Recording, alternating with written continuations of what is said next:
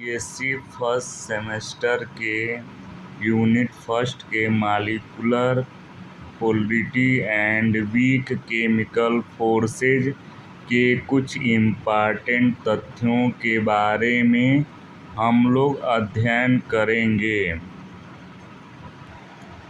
Hydrogen fluoride hydrogen bonding को प्रदर्शित करता है। वाटर मॉलिक्यूल के जो आइस के क्रिस्टल होते हैं वो हाइड्रोजन बंध के द्वारा बंधे होते हैं।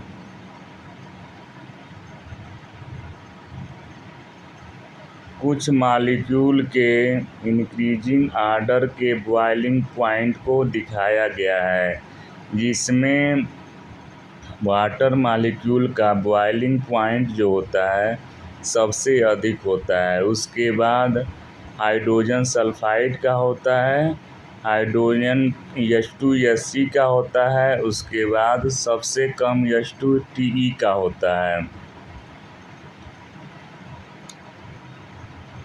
NH3 का बॉइलिंग पॉइंट सबसे अधिक होता है pH 3 से, क्योंकि NH3 में हाइड्रोजन बॉन्ड पाया जाता है।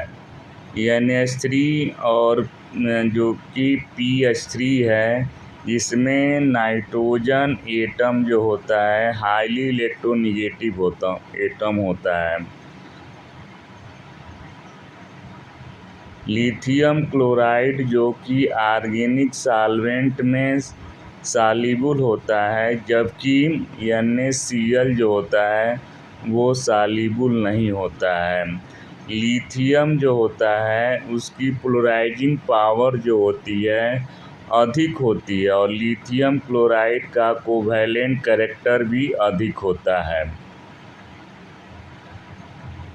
एक जो कि सॉलिड को सॉल्वेंट में जब डिजॉल्व करते हैं तो उसका जो सॉल्वेशन एनर्जी होता है लैटिस एनर्जी से अधिक होता है।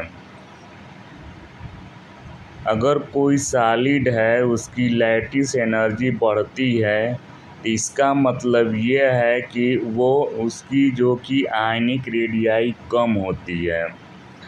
बेरियम सल्फेट जो होता है वाटर में सॉल्युबल नहीं होता है।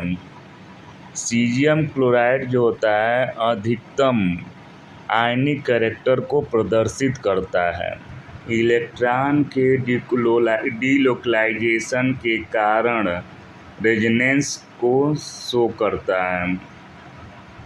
रेजोनेंस हाइब्रिड को डबल हेडेड एरो के द्वारा प्रदर्शित करते हैं। अगर किसी मॉलिक्यूल में जितना ही अधिक कंट्रीब्यूटिंग स्ट्रक्चर या रेजोनेटिंग स्ट्रक्चर जितना ही अधिक होता है, उस हाइब्रिड मॉलिक्यूल की स्टेबिलिटी उतनी ही अधिक होती है। रेजोनेंस एनर्जी जिसकी स्टेबिलिटी अगर बढ़ती है तो उस मॉलिक्यूल की रिएक्टिविटी कम होती है। रेजोनेंस के कारण बॉन्ड लेंथ का मान जो होता है बदलता है। इलेक्ट्रॉन का जो इम्बैलेंस होता है वो फॉर्मल चार्ज को प्रदर्शित करता है। डाइपोल इंटरेक्शन एनर्जी को हम लोग प्रदर्शित कर सकते हैं E = (2 μ⁴/2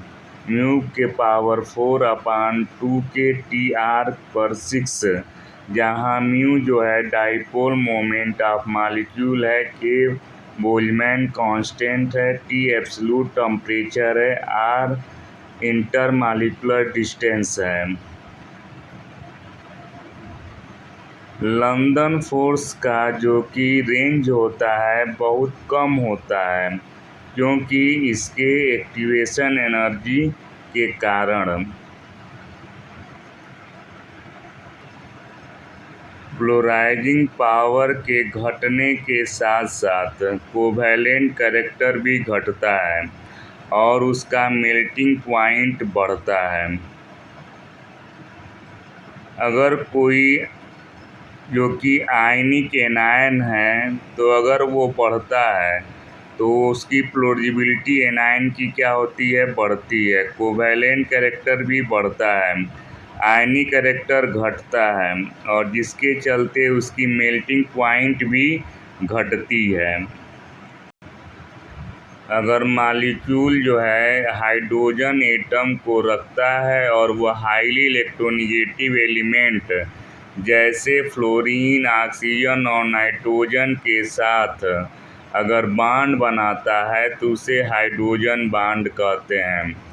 हाइड्रोजन बॉन्ड का जो स्ट्रेंथ होता है सबसे अधिक जो कि हाइड्रोजन फ्लोराइड का होता है, उसके बाद हाइड्रोजन फ्लोराइड के बाद OH का होता है, उसके बाद NH का होता है। क्योंकि इलेक्ट्रोनेगेटिविटी जो होता है फ्लोरीन एटम का ऑक्सीजन के तुलना में और नाइट्रोजन के तुलना में सबसे अधिक होता है। वाटर मॉलिक्यूल जो होता है लिक्विड अवस्था में होता है, जबकि हाइड्रोजन सल्फाइड जो होता है गैसियस अवस्था में होता है। इसका कारण यह है कि यहाँ पे हाइड्रोजन बॉन्ड पाया जाता है। बेरियम क्लोराइड अधिक मोर कोवैलेंट कैरेक्टर को शो करता है मैग्नीशियम क्लोराइड के तुलना में। BF3 का डाइपोल मोमेंट का मान 0 होता है। मिथाइल अल्कोहल का बॉइलिंग पॉइंट हाईएस्ट होता है, जिसके कारण इसमें हाईली इलेक्ट्रोनेगेटिव एलिमेंट ऑक्सीजन उपस्थित होता है। बेरियम के पास बहुत अधिक क्षमता होती है कोवैलेंट कंपाउंड बनाने की।